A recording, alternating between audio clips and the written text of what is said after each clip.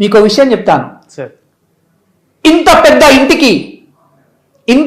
ఇంటికి దర్వాజా ఇంతే, అవును, ఇంత దర్వాజకి తలుపు ఇంతే, ఇంత తలుపుకి తాళం ఇంతే, ఇంత తాళానికి తాళం చెవి ఇంతే.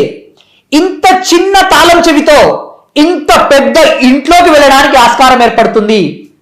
సముద్రమంత సమస్య ఉందని బాధపడుతున్నావే, ఆకాశమంత అవకాశం ఉంది. ఆలోచించి చూడు ఒకసారి. ప్రతి సమస్యకు పరిష్కారం దొరకడానికి ఆస్కారం ఉంది. ఈ విధంగా ఆలోచించడానికి మనకు సమయము లేదు. కాబట్టి మనం సమస్యలోనే ఉండిపోతామేమో అని ఆలోచిస్తూ ఉన్నాము.